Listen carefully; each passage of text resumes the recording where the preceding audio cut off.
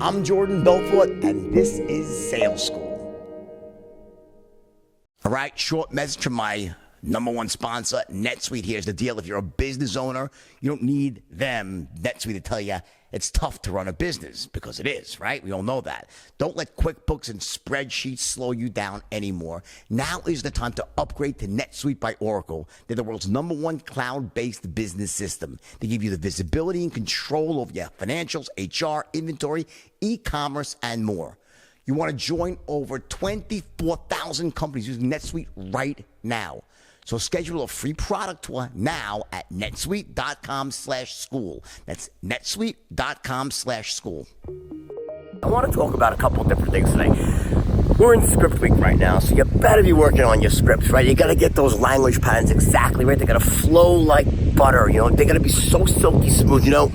I did a, my voice is really up. I did an interview today with Russia, right? Biggest magazine in Russia, 40 million subscribers, massive online presence as well, right?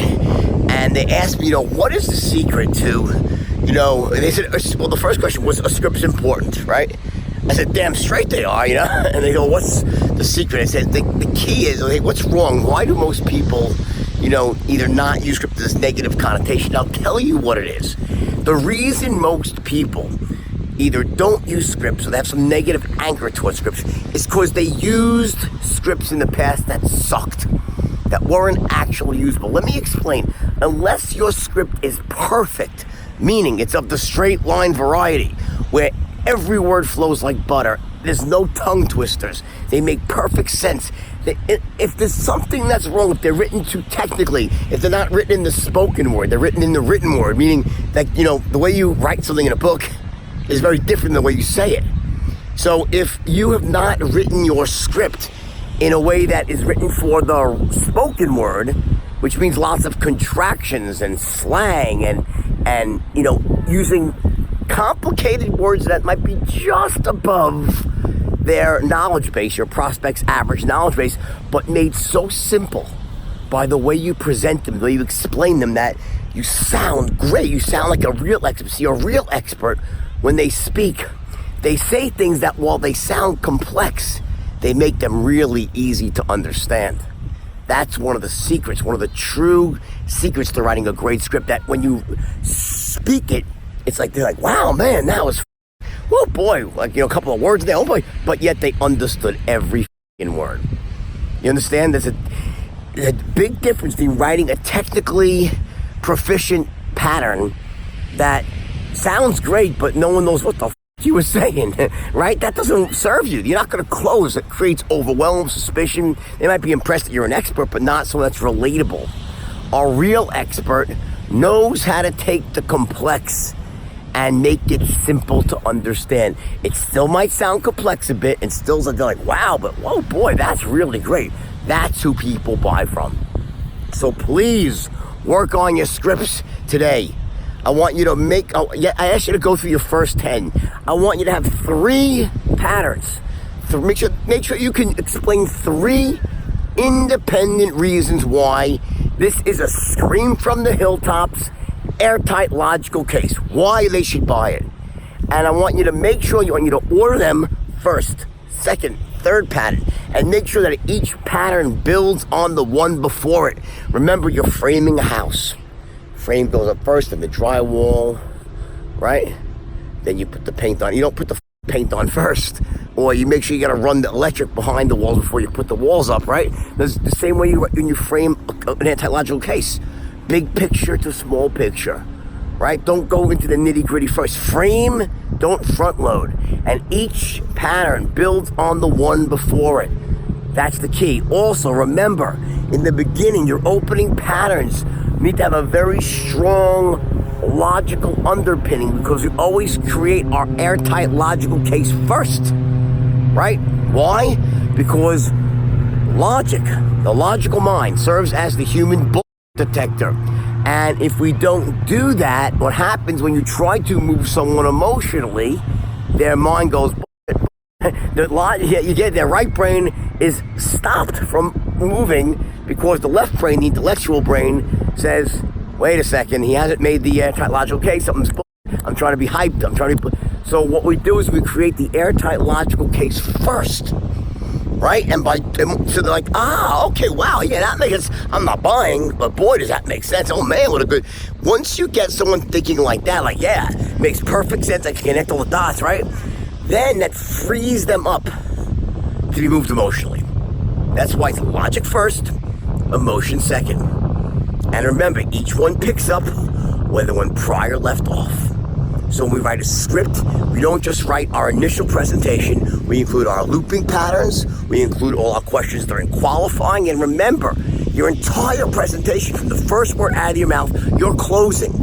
Not that I'm buying your product necessarily. You're closing them, that you're a person worth speaking to, on that they should be interested in hearing your next thought, and so forth, right? Those are great scripts. That's how they're written. Now let me switch gears for a second. I want to go on to motivation here, because it's something very important. Guys, I feel like today. I'm physically, my wife's got a virus. She's went to red spots in her throat, and of course I caught it. Who knows how I caught it? But I love her. My wife's the best ever, right? Hopefully my son doesn't see this video, but he will.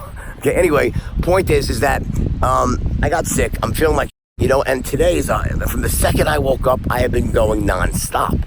I've had interviews with Russia. I had to train. I had to do a webinar for this. I have 30,000 people coming to see me in Russia next week, or on Saturday or Sunday of this week, right? It's coming up. I had to do a webinar for the company that promoted me. I hate free webinars, but this is for them, right? Because they're selling tickets to the event. They've sold 30,000 tickets. And I was out there giving a webinar to business owners. Then I had to do a 10-minute training of their sales force, because I agreed to do this as part of my contract. They paid me a ton of money, right? And also they're promoting this program in Russia.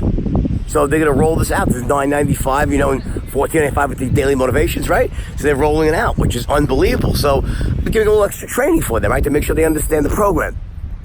After that, I have my interview with the Russian magazine, 30 million people. Then I have my own staff meeting, because I'm leaving tomorrow. I head to New York, on and on. Then I had to do the daily motivation. I have to do Whiteboard Wednesday today, all right? Then I have a 5 o'clock Q&A, okay? And also, I'm launching, by the way, I'm supposed to launch my straight line certification model tonight. Right? I'm busy. My business is booming. You know what? Being sick. I don't got time for being sick. I'm not sick. I'm under the fucking weather. Come on. What kind of man or woman cops? I'm going to go into bed and put the covers over my head and then I take the day off today because I don't feel well. Get the fuck out of here. Come on. My point is this.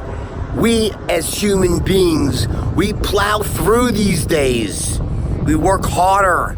If you're really sick and you gotta shut down, then you shut down. And you know when those moments are. When you're burning up and you can't move, yes, you take care of the body, right? Of course. But I'm run down. I got a sore throat. Big deal. You plow through these moments. Let me tell you something. I promise you that the older you get, the less great days you're going to have physically, where you feel perfect, where you're raw, but you're like, I can take. You don't feel like that every day. So the fact that many of you are probably young, cherish these moments. But even when you're young, you don't feel 100% every day. But what the does that have to do with you not getting out of bed and seizing the day like it was your last day? We live once. You never know when the end comes. Every day should be gone after. You want to grab it like a fucking pit bull and don't let go. You owe that to yourself. Your life can be so extraordinary. Listen, I'm sure it's already starting to change for many of you who are starting off in a bad spot. And for those of you who are already doing well, you know what I'm talking about, and it's only getting better. But every day, you got to seize the day and go out there and make the absolute most of it. There are no vacations from life, from getting successful. Success, I said many times, you bring it to what you do. You don't be average and end up successful. Success is not the sum of a lot of average days. It's the sum of extraordinary days and extraordinary commitment and growing yourself and learning the skills and the things that you need to know to become successful. It's not a accident. That's why I have so much respect for you, what you're doing right now. Right? I almost was psyched. And you could see I sound like shit right now. I could barely talk, right? Who gives a I was pumped to go out here because I know that as days later, there's low batteries, of course, like I always say, because I know how great I'm going to feel when I go to bed tonight knowing that despite being sick, I did my daily motivation, I did my meetings, I knocked out my interviews, I did Whiteboard Wednesday, I launched my new program, I did everything not feeling my best. That's how you end up feeling great and growing your muscle. That makes you tougher, makes you stronger. Remember I said, you're not the mistakes of your past. You're the resources and capabilities that you glean from your past. Well, you know what you also are? You're the sum of your actions. You're the sum of your past, why you are where you are right now, at this very moment in life. How much money you have, how much success you have, how much happiness. It is directly related to the actions you've taken since the day you were born. Seriously, not everything was in your control, but when you sum it all up, okay, I don't believe in fate. I just don't. Fate is what you make. We make our own fate. We create our own destiny. Right, Hannibal? Either we'll find a way and we'll make a way. That's who you gotta be. There is no other way. You can't leave things up to chance. You can't ever let your guard down. You can't be second best sometimes and expect to end up with all the fruits of life. We talk about standards, right? Richard Bandler, he defines these standards: extraordinary, average, excellent. And when I looked at him, it's so true that what he says, Bandler. He goes, the difference between extraordinary and excellent, it's like this much, 2 millimeters, right? I heard that from Dr. Bandler, and I heard Tony Robbins say it. I didn't invent this, but this particular is true. The difference between extraordinary and excellent is like this much. That's what I want you to be. Extraordinary. Don't settle for average. You know how many companies hire me because they're doing well, their sales are making money, but they become complacent. Not the owners, the salespeople. They're making too much money, so they don't want to work harder. What do I do? You know what? I get it. It's a common problem. And I'm able to go into these companies and change these standards, raise their standards of sales, change their belief systems and show them a different way that, they might think that making $400,000 a year is us. Great, yeah, guess what? It ain't in this world. When you're really hitting it, you'll be making over $1 million a year. And then some, mark my words. You are capable of making so much more than you realize, becoming wealthier than you realize. Once you see it start, you press and you press. Watch what happens. Every one of you, you're in sales. Whether you own your own business or not, you own your own business. A salesperson owns their own business. Get it? You're in business for yourself. Think like an owner. You're making $250 a year, $300,000. Come on. That's chump change in the real world. After you split it with the firm, and with the government, you can't barely live. Taxes, pals. Come on. You got to make big money, and you can. By implementing the straight line system, the mindset changes, I promise you, it's just waiting for that right moment in life, and you press even harder, and you'll get to a level you never thought you could. Make this day a level of awesome. It's like your absolute best day. And then tomorrow too, train yourself to not settle for average days, ever. Don't rest on your laurels. Don't kick back and say, I feel good, I can start sailing. Don't do that, not yet. Make this, you need a surge. We need to go in surge mode, to surge to a new level of success together. You get it? So I want you to surge today and tomorrow and for the next day after. Just keep going. I'll tell you when it's time to stop, but it's not for a while. Let's make this a massive ride of success for everybody. You owe it to yourself, your family, the things that you believe in, the causes that you hold dear. Once you get really rich, you can have impact on so many things around. You can enhance so many other people's lives. You become a beacon of light to everyone you know, your family, people that are struggling. This is what you can do once you're successful. So if you have any belief about, I don't know if I get successful, maybe I'll be greedy or I'll lose my connection. Shut the f*** up. I'll lose my connection with God. Come on. Money is the greatest thing in the world for only a couple things. Food, shelter, living an amazing life. Money doesn't buy happiness. You gotta have the whole package. But without money, I promise you, you're gonna struggle and be on tiptoeing around this precipice of misery your entire life. Get f***ing rich now, while you're young, while you're feeling freaking good, and seize every day and watch what happens. You'll feel better about yourself, better about your family. You'll be able to provide for people. You'll be that guy that donates the X-ray machine to the hospital, the MRI machine. You'll be the guy that stands up and buys at the charity auction and bids and gets recognized. That feels good. All right? It does, and it's a good cause. My point is, don't live small. Play big.